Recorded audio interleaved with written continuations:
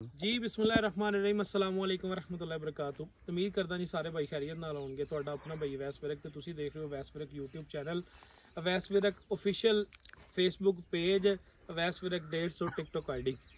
ਇਹ ਜਨਾਬ ਅੱਜ ਦੀ ਜਿਹੜੀ ਵੀਡੀਓ ਹੈ ਇਹ ਫਾਰਮ ਦੇ ਮੈਨੇਜਮੈਂਟ ਦੇ ਹਵਾਲੇ ਨਾਲ ਹੈ, ਬਾਇਓ ਸਿਕਿਉਰਿਟੀ ਦੇ ਹਵਾਲੇ ਨਾਲ ਹੈ। ਬਾਇਓ ਸਿਕਿਉਰਿਟੀ ਚੂँकि ਸਾਡੇ ਫਾਰਮਰ ਬਹੁਤ ਸਾਰੇ ਐਸੇ ਨੇ ਜਿਹੜੇ ਲੋਕਲ ਫਾਰਮਿੰਗ ਕਰ ਰਹੇ ਹੁੰਦੇ ਨੇ, ਦੇਸੀ ਤਰੀਕੇ ਦੇ ਨਾਲ ਰੂਰਲ ਫਾਰਮਿੰਗ ਕਰ ਰਹੇ ਹੁੰਦੇ ਨੇ। ਉਸ ਇਲਾਕੇ ਦੇ ਵਿੱਚ ਲੋਕ ਇਸ ਫਾਰਮ ਤੇ ਜਿਸ ਤੇ ਮੈਂ ਮੌਜੂਦ ਹਾਂ, ਇਸ ਫਾਰਮ ਦੇ ਉੱਤੇ ਇਹਨਾਂ ਨੇ ਫਾਰਮ ਦੇ ਉੱਤੇ ਜਿਹੜੀ ਚੀਜ਼ ਆਪਣੇ ਜਾਨਵਰਾਂ ਵਾਸਤੇ ਰੱਖੀ ਹੈ, ਜਿਹੜੀ ਚੀਜ਼ ਲੋਕਾਂ ਨੂੰ ਅੱਗੇ ਦੇ ਰਹੇ ਨੇ ਇਨਫੋਰਮੇਟਿਵ ਔਰ ਇਨਫੋਰਮੇਸ਼ਨ ਜਿਹੜੀ ਹੈ ਉਸ ਹਵਾਲੇ ਨਾਲ ਅੱਜ ਗੱਲ ਕਰਨ ਜਾ ਰਹੇ ਹਾਂ। ਸਾਡੇ ਨਾਲ ਮੌਜੂਦ ਰਿਹਾ ਜੇ, ਐਂਡ ਤੱਕ ਵੀਡੀਓ ਜ਼ਰੂਰ ਦੇਖਿਆ ਜੇ, ਇਨਸ਼ਾਅੱਲਾ ਬਹੁਤ ਮਜ਼ੇਦਾਰ ਚੀਜ਼ਾਂ ਤੁਹਾਨੂੰ ਮਿਲਣਗੀਆਂ। ਇਸ ਫਾਰਮ ਤੇ ਜਿਹੜੀ ਸਭ ਨਾਲ ਖੂਬਸੂਰਤ ਚੀਜ਼ ਲੱਗੀ ਆ ਉਹ ਵੀ ਮੈਂ ਤੁਹਾਨੂੰ ਦਿਖਾਣਾ ਵਾ। ਫਾਰਮ ਦੇ ਅੰਦਰ ਇਹ ਤੁਸੀਂ ਦੇਖ ਸਕਦੇ ਹੋ ਜੀ, ਇਹ ਸਾਈਲੇਜ ਦੀ ਧੜ ਲਾਈ ਹੋਈ ਹੈ ਇਹਨਾਂ ਨੇ। ਇਹ ਆਪਣੇ ਫਾਰਮ ਦੇ ਉੱਤੇ ਆਪਣੇ ਆਪ ਨੂੰ ਜਦੀਦ ਤਰੀਕੇ ਦੇ ਨਾਲ ਫਾਰਮਿੰਗ ਦੇ ਵਿੱਚ ਲੈ ਆਏ ਨੇ ਔਰ ਇਹਨਾਂ ਨੇ ਜਾਨਵਰਾਂ ਦੀ ਜਿਹੜੀ ਇਹਨਾਂ ਮਤਵਾਜ਼ਨ ਖੁਰਾਕ ਨੂੰ ਫਾਰਮ ਦੇ ਉੱਤੇ ਅਪਲਾਈ ਕਰਨਾ ਸ਼ੁਰੂ ਕਰ ਦਿੱਤਾ ਹੈ। ਇਹਦੇ ਨਾਲ ਦੂਸਰੀ ਸਾਈਡ ਤੇ ਤੁਹਾਨੂੰ ਇੱਕ ਹੋਰ ਛੋਟੀ ਜੀ ਧੜ ਨਜ਼ਰ ਆ ਰਹੀ ਹੋਏਗੀ। ਇਹ ਧੜ ਜਿਹੜੀ ਹੈ ਚਿਕੰਦਰ ਦਾ ਫੋਗ ਹੈ। ਇਹ ਬੇਸਿਕਲੀ ਜਿਹੜਾ ਦੋਨੇ ਚੀਜ਼ਾਂ એનર્ਜੀ ਦੇ ਸੋਰਸ ਨੇ। ਇਹ ਐਨੀਮਲ ਦੀ ਚੂँकि ਬਾਡੀ ਦੀ ਜਿਹੜੀ ਰਿਕੁਆਇਰਮੈਂਟ ਹੈ ਬੜੋਤਰੀ ਵਾਸਤੇ, ਉਹਦੇ 'ਚ એનર્ਜੀ ਦਾ ਰੋਲ ਸਭ ਨਾਲੋਂ ਜ਼ਿਆਦਾ ਪਾਇਆ ਜਾਂਦਾ ਹੈ। ਇਹ ਤੁਸੀਂ ਦੇਖ ਸਕਦੇ ਹੋ 3-4 ਧੜਾ ਇੱਥੇ ਵੀ ਹੈ ਨੇ। ਇਹ ਸਾਰੀਆਂ ਤੂੜੀ ਦੀਆਂ ਇਹਨਾਂ ਨੇ ਸਟੋਰ ਕੀਤੀਆਂ ਨੇ ਆਪਣੇ ਫਾਰਮ ਵਾਸਤੇ। ਔਰ ਜਿਹੜੀ ਮੇਨ ਚੀਜ਼ ਹੈ ਉੱਤੇ ਚੱਲਦੇ ਆ ਬਗੈਰ ਵਕਤ ਜ਼ਾਇਆ ਕੀਤਿਆਂ। ਤੁਸੀਂ ਦੇਖ ਸਕਦੇ ਹੋ ਜੀ ਇਸ ਫਾਰਮ ਦੇ ਉੱਤੇ ਅਸੀਂ ਜਿਸ ਤਰ੍ਹਾਂ ਐਂਟਰ ਹੋਣ ਲੱਗੇ ਆ, ਸਾਡੇ ਮੋਸਟਲੀ ਫਾਰਮਰ ਜਿਹੜੇ ਨੇ ਇਸ ਚੀਜ਼ ਦੇ ਬੇਸਿਕਲੀ ਬੈਨੀਫਿਟ ਨੂੰ ਨਹੀਂ ਜਾਣਦੇ। ਇਹ ਜਿਹੜੀ ਚੀਜ਼ ਦੇ ਉੱਤੇ ਮੈਂ ਖੜਾ ਵਾਂ, ਬਹੁਤ ਸਾਰੇ ਫਾਰਮਰ ਐਸੇ ਨੇ ਜਾਣ ਰਹੇ ਹੁੰਦੇ ਨੇ ਲੇਕਿਨ ਅਪਲਾਈ ਨਹੀਂ ਕਰਦੇ। ਔਰ ਕੋਈ ਇਸ ਫਾਰਮ ਦੇ ਉੱਤੇ ਵੀ ਬੰਦਾ ਐਂਟਰ ਹੁੰਦਾ ਹੈ ਤੇ ਇਹਦੇ ਉੱਤੇ ਪੈਰ ਰੱਖ ਕੇ ਜਾਂਦਾ ਹੈ ਅੰਦਰ। ਉਹਦੀ ਵਜ੍ਹਾ ਕੀ ਹੈ, ਉਹਦੀ ਚੀਜ਼ ਕੀ ਹੈ, ਇਹਦੇ ਉੱਤੇ ਗੱਲ ਕਰਦੇ ਆ। ਇਹ ਬੇਸਿਕਲੀ ਹੈ ਚੂਨਾ। ਚੂਨੇ ਨੂੰ ਸਾਡੇ ਮੋਸਟਲੀ ਲੋਕ ਜਾਣਦੇ ਨੇ ਬੜੇ ਅੱਛੇ ਤਰੀਕੇ ਦੇ ਨਾਲ ਕਿ ਚੂਨੇ ਦੇ ਫਾਇਦੇ ਕੀ ਨੇ। ਚੂਨਾ ਬੇਸਿਕਲੀ ਕੈਲਸ਼ੀਅਮ ਦਾ ਕੰਮ ਹੀ ਕਰਦਾ ਹੈ, ਚੂਨਾ ਵਿਟਾਮਿਨ ਸੀ ਦਾ ਕੰਮ ਹੀ ਕਰਦਾ ਹੈ ਔਰ ਚੂਨਾ ਐਂਟੀਸੈਪਟਿਕ ਦਾ ਕੰਮ ਵੀ ਫਾਰਮ ਦੇ ਉੱਤੇ ਕਰਦਾ ਹੈ। ਕਿ ਚੂਨੇ ਦੀ ਵਜ੍ਹਾ ਤੋਂ ਫਾਰਮ ਦੇ ਅੰਦਰ ਆਉਣ ਵਾਲੀਆਂ ਬਿਮਾਰੀਆਂ ਦਾ ਲੈਵਲ ਬਹੁਤ ਘਟ ਜਾਂਦਾ ਹੈ। ਔਰ ਇਹਦੇ 'ਚ ਜਿਹੜੀ ਮੈਨੂੰ ਸਭ ਨਾਲ ਖੂਬਸੂਰਤ ਚੀਜ਼ ਲੱਗੀ ਹੈ ਕਿ ਫਾਰਮ ਦੀ ਐਂਟਰੈਂਸ ਦੇ ਉੱਤੇ ਬਾਇਓ ਸਿਕਿਉਰਿਟੀ ਰੱਖਣ ਵਾਸਤੇ, ਫਾਰਮ ਦੀ ਸੇਫਟੀ ਰੱਖਣ ਵਾਸਤੇ ਚੂਨੇ ਦਾ ਬਹੁਤ ਵੱਡਾ ਰੋਲ ਹੈ ਫਾਰਮ ਦੇ ਉੱਤੇ। ਅਗਰ ਤੁਸੀਂ ਇਹਦੇ ਅੰਦਰ ਪੈਰ ਰੱਖ ਕੇ ਫਾਰਮ ਦੇ ਅੰਦਰ ਐਂਟਰ ਹੋਵੋਗੇ, ਜਿਹੜੇ ਤੁਹਾਡੇ ਪੈਰਾਂ ਦੇ ਨਾਲ ਜਰਾਸੀਮ ਲੱਗੇ ਹੁੰਦੇ ਨੇ ਉਹ ਕਦੀ ਵੀ ਐਂਟਰ ਨਹੀਂ ਹੋਣ ਲੱਗੇ ਫਾਰਮ ਦੇ ਅੰਦਰ। ਹਵਾ ਵਾਲੇ ਜਰਾਸੀਮ ਤੇ ਆ ਸਕਦੇ ਨੇ ਕਿਉਂਕਿ ਉਹਨੂੰ ਅਸੀਂ ਸੇਫ ਨਹੀਂ ਕਰ ਸਕਦੇ ਹਾਲ ਦੀ ਘੜੀ, ਲੇਕਿਨ ਜਿਹੜੇ ਪੈਰਾਂ ਦੇ ਜ਼ਰੀਏ ਜਰਾਸੀਮ ਅੰਦਰ ਜਾ ਸਕਦੇ ਨੇ ਉਹਨਾਂ ਨੂੰ ਅਸੀਂ ਮਹਿਫੂਜ਼ ਰੱਖ ਸਕਦੇ ਹਾਂ। ਇਹ ਉਹ ਚੀਜ਼ ਹੈ ਚੂਨਾ ਜਿਹੜਾ ਫਾਰਮ ਦੇ ਅੰਦਰ। ਔਰ ਇਹਦੇ ਵਾਸਤੇ ਕੋਈ ਇਹਨਾਂ ਨੇ ਐਕਸਟਰਾ ਖਰਚਾ ਨਹੀਂ ਕੀਤਾ ਹੋਇਆ ਕਿ ਫਾਰਮਰ ਨੇ ਸਮਝੇ ਇਹਦੇ ਵਾਸਤੇ ਸਪੈਸ਼ਲ ਹੋਦੀ ਬਣਾਉਣੀ ਹੈ, ਮਿਸਤਰੀ ਬੁਲਾਣੇ ਨੇ, ਇੱਟਾਂ ਲਵਾਉਣੀਆਂ ਨੇ। ਸਾਦਾ ਸਿੰਪਲ ਜਿਹਾ ਕੰਮ ਕੀਤਾ ਹੈ। ਜ਼ਮੀਨ ਦੇ ਵਿੱਚ ਤਕਰੀਬਨ 4 ਇੰਚ ਦੀ ਇਹਨਾਂ ਨੇ ਖੁਦਾਈ ਕਰਕੇ ਉਹਦੇ ਉੱਤੇ ਛਾਪਰ ਪਾ ਕੇ, ਛਾਪਰ ਦੇ ਨਾਲ ਇੱਟਾਂ ਲਾ ਕੇ ਉਹਨਾਂ ਨੂੰ ਇੱਕ ਉਹਨਾਂ ਨੇ ਮਤਲਬ ਡਿੱਬਾ ਸਾ ਬਣਾ ਦਿੱਤਾ ਔਰ ਉਹਦੇ ਵਿੱਚ ਉਹਨਾਂ ਨੇ ਚੂਨਾ ਸੁੱਟ ਦਿੱਤਾ। ਜਿਹੜਾ ਵੀ ਬੰਦਾ ਫਾਰਮ ਦੇ ਅੰਦਰ ਐਂਟਰ ਹੋਏਗਾ ਇਸ ਚੂਨੇ ਦੇ ਅੰਦਰ ਪੈਰ ਰੱਖ ਕੇ ਉਸ ਤੋਂ ਬਾਅਦ ਫਾਰਮ ਦੇ ਅੰਦਰ ਐਂਟਰ ਹੋਏਗਾ। ਇਹਦੇ ਨਾਲ ਪੈਰਾਂ ਤੇ ਜਿਹੜੇ ਜਰਾਸੀਮ ਹੁੰਦੇ ਨੇ ਉਹ ਖਤਮ ਹੋ ਜਾਣਗੇ ਤਾਂ ਕਿ ਫਾਰਮ ਦੇ ਅੰਦਰ ਦੇਖੋ ਐਨੀਮਲ ਜਿਹੜੇ ਨੇ ਸਾਡੇ ਪਾਕਿਸਤਾਨ 'ਚ ਨਹੀਂ, ਓਵਰਆਲ ਪੂਰੀ ਦੁਨੀਆ 'ਚ ਬਹੁਤ ਜ਼ਿਆਦਾ ਕਾਸਟਲੀ ਹੋ ਚੁੱਕੇ ਨੇ, ਬੜਾ ਮਹਿੰਗਾ ਜਾਨਵਰ ਹੋ ਚੁੱਕਿਆ ਹੈ। ਅਗਰ ਤੁਸੀਂ ਕਿਸੇ ਫਾਰਮ ਤੇ ਵਿਜ਼ਿਟ ਕਰਨ ਜਾਂਦੇ ਹੋ ਔਰ ਫਾਰਮ ਦੇ ਉੱਤੇ ਜਾ ਕੇ ਤੁਹਾਡੇ ਜਾਨਵਰਾਂ ਦੇ ਵਿੱਚ ਤੁਸੀਂ ਬਿਮਾਰੀਆਂ ਦੂਸਰੇ ਜਾਨਵਰਾਂ ਵਾਸਤੇ ਲੈ ਕੇ ਜਾਂਦੇ ਹੋ, ਆਪਣੇ ਫਾਰਮ ਦੀਆਂ ਜਾਂ ਗਲੀ ਮੁਹੱਲੇ ਦੀਆਂ ਬਿਮਾਰੀਆਂ ਤੁਸੀਂ ਫਾਰਮ ਦੇ ਉੱਤੇ ਲੈ ਕੇ ਜਾਂਦੇ ਹੋ ਤੇ ਅਗਲੇ ਵਿਚਾਰੇ ਦਾ ਨੁਕਸਾਨ ਹੁੰਦਾ ਹੈ। ਇਹ ਬਹੁਤ ਅੱਛੀ ਚੀਜ਼ ਹੈ। ਮੈਂ ਮਸ਼ਵਰਾ ਦੇਵਾਂਗਾ ਸਾਰੇ ਫਾਰਮਰ ਭਾਈਆਂ ਨੂੰ ਕਿ ਆਪਣੇ ਫਾਰਮ ਦੇ ਅੰਦਰ ਐਂਟਰਸ ਹੋਣ ਤੋਂ ਪਹਿਲੇ ਇੰਨਾ ਕੁ ਕੰਮ ਕਰ ਲਓ। ਇਹਦਾ ਕੋਈ ਜ਼ਿਆਦਾ ਖਰਚਾ ਨਹੀਂ ਹੈ ਇਸ ਦੇ ਉੱਤੇ ਔਰ ਇਹ ਫਾਇਦੇ ਵਾਲੀ ਚੀਜ਼ ਹੈ। ਔਰ ਇਹ ਫਾਰਮ ਹੁਣ ਹੈ ਕਿਹੜੀ ਚੀਜ਼ ਦਾ ਤੁਹਾਨੂੰ ਦਿਖਾਉਂਦੇ ਆ, ਆਓ ਸਾਡੇ ਨਾਲ ਵੀਡੀਓ ਦੇ ਨਾਲ ਜੁੜੇ ਰਿਹਾ ਜੇ। ਇਹ ਜਨਾਬ ਮੀਟ ਦਾ ਫਾਰਮ ਹੈ ਜਿਹਨੂੰ ਅਸੀਂ ਗੋਸ਼ਤ ਵਾਲਾ ਫਾਰਮ ਕਹਿੰਦੇ ਆ। ਸਾਡੇ ਸਾਹਮਣੇ ਜਾਨਵਰ ਮੌਜੂਦ ਨੇ। ਇਹ ਕਿੰਨਾ ਅਰਸਾ ਪਹਿਲੇ ਜਾਨਵਰ ਪਾਏ ਨੇ ਜੀ? ਸਰ 2 ਮਹੀਨੇ ਹੋਏ ਨੇ ਜੀ ਜਾਨਵਰ ਖਰੀਦ ਕਰਕੇ ਲਿਆਇਆ ਨੂੰ। ਔਰ 2 ਮਹੀਨੇ ਔਰ ਇਹਦੇ ਜਾਨਵਰ ਦੇ ਜਦੋਂ ਇਸ ਟਾਈਮ ਤੁਸੀਂ ਜਾਨਵਰ ਕ੍ਰਾਸ ਕਰਾਉਂਦੇ ਹੋ, ਹਵੇਲੀ ਦੇ ਅੰਦਰ ਵਾੜਦੇ, ਚੂਨੇ ਦੇ ਵਿੱਚੋਂ ਪੈਰ ਰਖਾ ਕੇ ਵਾੜਦੇ ਹੋ। ਹਾਂਜੀ, ਬਹੁਤ ਜ਼ਬਰਦਸਤ। ਕੋਈ ਵੀ ਬੰਦਾ ਆਉਂਦਾ ਚੂਨੇ ਦੇ ਉੱਤੇ ਪੈਰ ਰੱਖ ਕੇ ਆਉਂਦਾ। ਇਹ ਜਨਾਬ ਪਹਿਲੀ ਦਫਾ ਤੁਸੀਂ ਸ਼ੁਰੂ ਕੀਤਾ ਹੈ ਫਾਰਮਿੰਗ, ਮੀਟ ਦੀ ਫਾਰਮਿੰਗ? ਇਸ ਤੋਂ ਪਹਿਲੇ ਕੋਈ ਦੁੱਧ ਵਾਲੀ ਕਰ ਰਹੇ ਸੀ ਤੁਸੀਂ? ਨਹੀਂ, ਕੁਛ ਵੀ ਨਹੀਂ, ਵਿਹਲਾ ਫਾਰਮ ਹੀ ਪਿਆ ਰਿਹਾ।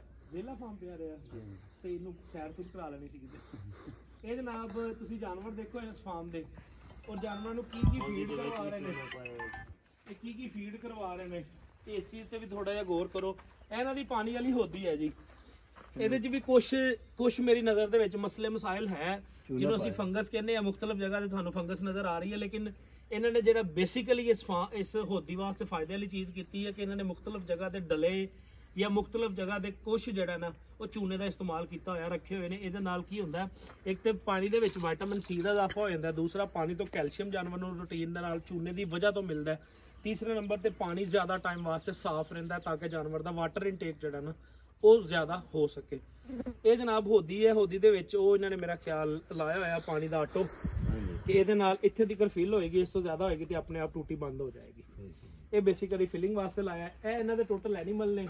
ਸ਼ੈਡ ਹੈ, ਸ਼ੈਡ ਡਿਜ਼ਾਈਨ ਜਿਹੜਾ ਇਹਨਾਂ ਨੇ ਬਹੁਤ ਅੱਛਾ ਬਣਾਇਆ ਹੈ, ਕਿਉਂਕਿ ਸਾਡੇ ਕੋਲ ਜਾਨਵਰ ਜਿਹੜੇ ਨੇ ਪਾਕਿਸਤਾਨ ਦੇ ਅੰਦਰ, ਉਹਨਾਂ ਜਾਨਵਰਾਂ ਦੇ ਜਿਹੜੀ ਸ਼ੈਡ ਦਾ ਡਿਜ਼ਾਈਨ ਹੈ ਸਾਡੇ ਕੋਲ ਕਮ ਸੇ ਕਮ ਸ਼ੈਡ ਜਿਹੜਾ ਹੈ ਤਕਰੀਬਨ 14 ਫੁੱਟ ਤੋਂ ਜ਼ਿਆਦਾ ਹਾਈਟ ਹੋਣੀ ਚਾਹੀਦੀ ਹੈ। ਇੱਥੇ ਹਾਈਟ ਤੇ 14 ਫੁੱਟ ਨਹੀਂ ਹੈ, ਲੇਕਿਨ ਇਹਨਾਂ ਨੇ ਹਵਾ ਦੀ ਵੈਂਟੀਲੇਸ਼ਨ ਬਹੁਤ ਅੱਛੀ ਫਾਰਮ ਦੇ ਅੰਦਰ 140 ਬਾਈ 20 ਦਾ ਫਾਰਮ ਹੈ। ਔਰ ਇਹਦੀ ਉਚਾਈ ਜਿਹੜੀ ਹੈ ਮੇਰਾ ਖਿਆਲ ਹੈ ਕੋਈ 12 ਫੁੱਟ ਦੇ ਕਰੀਬ ਹੈ, 11-12 ਫੁੱਟ। ਪਾਕਿਸਤਾਨ ਦਾ ਜਿਹੜਾ ਸਟੈਂਡਰਡ ਹੈ ਨਾ, ਉਸ ਸਟੈਂਡਰਡ ਦੇ ਮੁਤਾਬਕ ਇਸ ਫਾਰਮ ਦੀ ਜਿਹੜੀ ਉਚਾਈ ਹੋਣੀ ਚਾਹੀਦੀ ਸੀ। ਬੇਸਿਕਲੀ ਜਿਹੜੇ ਇਸ ਟਾਈਮ ਸ਼ੈੱਡ ਚੱਲ ਰਹੇ ਨੇ ਚੁੱਕੇ ਬਣ ਚੁੱਕੇ ਆ, ਅਸੀਂ ਅਗਲੇ ਫਾਰਮਰ ਭਾਈਆਂ ਨੂੰ ਮਸ਼ਵਰਾ ਦੇਵਾਂਗੇ ਕਿ ਕੋਸ਼ਿਸ਼ ਕਰਨ ਸ਼ੈੱਡ ਦੀ ਜਿਹੜੀ ਉਚਾਈ ਹੈ ਕਮ ਸੇ ਕਮ 14 ਫੁੱਟ ਰੱਖਣ। ਉਹਦੇ ਬੈਨੀਫਿਟ ਕੀ ਨੇ?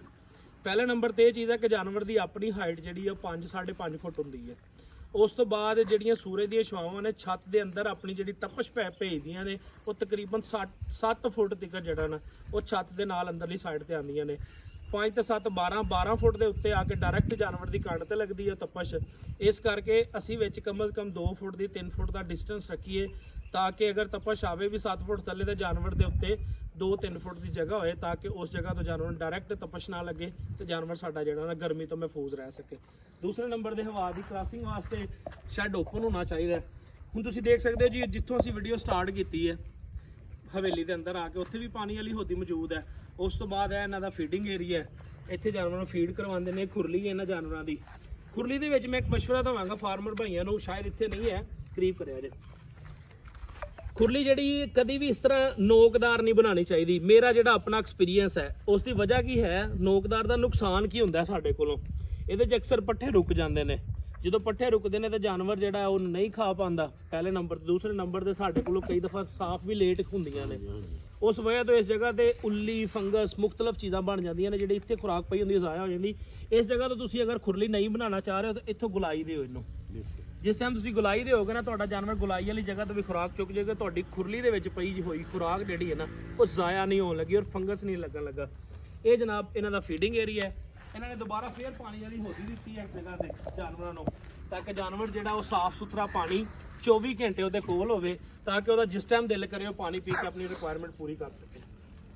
ਇਹ ਜਨਾਬ ਸ਼ੈੱਡ ਦਾ ਟੋਟਲ ਡਿਜ਼ਾਈਨ ਹੈ, ਅੰਦਰ ਆ ਕੇ ਦਿਖਾਇਆ ਜੀ। ਵੈਂਟੀਲੇਸ਼ਨ ਵਾਸਤੇ ਬਹੁਤ ਅੱਛਾ ਇਹਨਾਂ ਨੇ ਸੈਟਅਪ ਰੱਖਿਆ ਜੀ। ਇਹ ਪੂਰੇ ਸ਼ੈੱਡ ਦੇ ਵਿੱਚ ਹਵਾ ਕ੍ਰਾਸ ਹੋਏਗੀ ਇੱਕ ਜਗ੍ਹਾ ਤੋਂ ਦੂਸਰੀ ਜਗ੍ਹਾ ਤੇ। ਉਸ ਤੋਂ ਬਾਅਦ ਕਿਉਂਕਿ ਜਾਨਵਰ ਦੇ ਜਿਸਮ 'ਚ, ਮੂੰਹ 'ਚੋਂ, ਜਾਨਵਰ ਦੇ ਗੋਬਰ ਦੇ ਵਿੱਚੋਂ ਮੈਥੀਨ ਗੈਸਾਂ ਜਿਹੜੀਆਂ ਖਾਰਜ ਹੁੰਦੀਆਂ ਨੇ, ਗੰਦੀਆਂ ਗੈਸਾਂ, ਉਹ ਸਫ਼ਰ ਕਰਦੀਆਂ ਨੇ ਛੱਤ ਵੱਲ ਨੂੰ। ਅਮੂਮਨ ਸਾਡੇ ਫਾਰਮਰ ਜਿਹੜੇ ਛੱਤ ਦੇ ਉੱਤੇ ਪੱਖੇ ਲਾ ਦਿੰਦੇ ਨੇ। ਉਹ ਕੀ ਹੁੰਦਾ ਹੈ ਕਿ ਸਾਰੀਆਂ ਗੈਸਾਂ ਛੱਤ ਉੱਤੇ ਜਾ ਕੇ ਖੜੀਆਂ ਹੋਈਆਂ ਹੁੰਦੀਆਂ ਨੇ। ਪੱਖਾ ਜਿਹੜਾ ਉਹੀ ਗੈਸ ਚੁੱਕ ਕੇ ਜਾਨਵਰ ਨੂੰ ਵਾਪਸ ਕਰਦਾ ਹੈ, ਜਾਨਵਰ ਖਰਾਬ ਹੋ ਜਾਂਦਾ ਹੈ। ਇਸ ਕਰਕੇ ਇਹ ਜਿਹੜੇ ਸੁਰਾਖ ਉੱਤੇ ਤੁਹਾਨੂੰ ਨਜ਼ਰ ਆ ਰਹੇ ਹੋਣਗੇ, ਇਸ ਤਰ੍ਹਾਂ ਦੇ ਸੁਰਾਖ ਅਗਰ ਹੋਣਗੇ ਤੇ ਜਿਹੜੀ ਗੈਸ ਉੱਪਰ ਜਾਏਗੀ ਨਾ ਸੁਰਾਖਾਂ ਤੋਂ ਬਾਹਰ ਨਿਕਲ ਜਾਏਗੀ। ਤੁਸੀਂ ਜਿੰਨੀਆਂ ਵੀ ਕਾਰਪੋਰੇਟ ਰੇਹੜੀਆਂ ਦੇਖੀਆਂ ਹੋਣਗੀਆਂ ਪਾਕਿਸਤਾਨ 'ਚ ਜਾਂ ਬਾਹਰ ਦੇ ਮੁਲਕਾਂ ਦੇ ਵਿੱਚ, ਉਹਨਾਂ ਦੇ ਸਿਰਫ ਛੱਤ ਹੀ ਹੁੰਦੀ ਹੈ, ਥੱਲੇ ਪਿੱਲਰ ਖੜੇ ਹੁੰਦੇ ਨੇ ਜਿਨ੍ਹਾਂ ਤੇ ਛੱਤ ਖੜੀ ਕਰਨੀ ਹੈ। ਦੀਵਾਰਾਂ ਵਾਲਾ ਕਨਸੈਪਟ ਹੀ ਕੋਈ ਨਹੀਂ ਹੁੰਦਾ। ਉਸ ਦੀ ਵਜ੍ਹਾ ਕੀ ਹੈ? ਉਸ ਦੀ ਵਜ੍ਹਾ ਇਹ ਹੈ ਕਿ ਹਵਾ ਦੀ ਕ੍ਰਾਸਿੰਗ ਅੱਛੀ ਹੁੰਦੀ ਹੈ ਔਰ ਉਹ ਸਾਈਡਾਂ ਦੇ ਬਲੋਰ ਲਾਉਂਦੇ ਨੇ ਤਾਂ ਕਿ ਹਵਾ ਦੇ ਨਾਲ ਉਹ ਸਾਰਾ ਜਿਹੜਾ ਗੈਸਾਂ ਜਿਹੜੀਆਂ ਹੈ ਨੇ ਉਹ ਫਾਰਮ ਦੇ ਅੰਦਰੋਂ ਬਾਹਰ ਨਿਕਲ ਸਕਣ ਔਰ ਜਾਨਵਰ ਨੂੰ ਜਿਹੜਾ ਨਾ ਸਾਫ਼ ਸੁਥਰੀ ਹਵਾ ਜਿਹੜੀ ਹੈ ਨਾ ਉਹ ਮਿਲ ਸਕੇ। ਜਾਨਵਰਾਂ ਦੀ ਵੀਡੀਓ ਦਿਖਾ ਦਿਆ ਜੀ। ਜਾਨਵਰ ਦੇਖੋ ਮਾਸ਼ਾਅੱਲਾ ਕ੍ਰਾਸ ਬਰੀਡ ਹੈ। ਸਾਡੇ ਕੋਲ ਇੱਥੇ ਸਾਹੀਵਾਲ ਦੇ ਜਾਨਵਰ ਵੀ ਮੌਜੂਦ ਨੇ, ਸਾਡੇ ਕੋਲ ਇੱਥੇ ਚੋਲਸਤਾਨ ਦੇ ਐਨੀਮਲ ਮੌਜੂਦ ਨੇ, ਸਾਡੇ ਕੋਲ ਪੁੱਠਵਾਰ ਜਾਨਵਰ ਮੌਜੂਦ ਨੇ ਇਸ ਫਾਰਮ ਦੇ ਉੱਤੇ, ਧੰਨੀ ਦੇ ਜਾਨਵਰ ਮੌਜੂਦ ਨੇ ਔਰ ਵਲੈਤੀ ਕ੍ਰਾਸ ਵੀ ਹੈ ਨੇ, ਚਾਂਦਿਕ ਜਾਨਵਰ। ਤੇ ਇਹ ਜਨਾਬ ਮੀਟ ਦਾ ਅਗਰ ਤੁਸੀਂ ਕਾਰੋਬਾਰ ਕਰਨਾ ਤੇ ਸਭ ਨਾਲ ਪਹਿਲੇ ਨੰਬਰ ਤੇ ਇਧਰ ਸਾਈਡ ਤੇ ਆਓ। ਮੀਟ ਦਾ ਅਗਰ ਤੁਸੀਂ ਕੰਮ ਕਰਨਾ ਹੈ ਸਭ ਤੋਂ ਪਹਿਲੇ ਨੰਬਰ ਤੇ ਤੁਸੀਂ ਇਸ ਚੀਜ਼ ਦਾ ਖਿਆਲ ਕਰਨਾ ਹੈ ਕਿ ਜਾਨਵਰਾਂ ਦੀ ਕਲੈਕਸ਼ਨ ਤੁਹਾਡੀ ਅੱਛੀ ਹੋਣੀ ਚਾਹੀਦੀ ਹੈ। ਅਗਰ ਤੁਸੀਂ ਸਾਡੀ ਪਾਕਿਸਤਾਨ ਦੀ ਲੋਕਲ ਬਰੀਡ ਤੇ ਕੰਮ ਕਰਦੇ ਹੋ, ਚੋਲਸਤਾਨ ਜਾਂ ਸਾਹੀਵਾਲ, ਇਹ ਦੋ ਐਸੀਆਂ ਬਰੀਡਾਂ ਨੇ ਜਿਨ੍ਹਾਂ ਦੇ ਵਿੱਚ ਗਰੋਥ ਦਾ ਲੈਵਲ ਬਹੁਤ ਹੈ ਅੱਛਾ।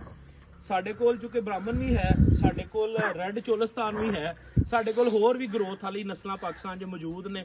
ਅਗਰ ਤੁਸੀਂ ਉਹਦੇ 'ਤੇ ਕੰਮ ਕਰੋਗੇ, ਉਹਦੇ 'ਤੇ ਇਨਵੈਸਟਮੈਂਟ ਬਹੁਤ ਜ਼ਿਆਦਾ ਚਾਹੀਦੀ ਹੈ। ਤੁਹਾਨੂੰ ਬੱਚਾ ਪੈਦਾ ਹੋਇਆ ਜਿਹੜਾ ਉਹ 6-7 ਲੱਖ ਤੋਂ ਮਿਲੇਗਾ।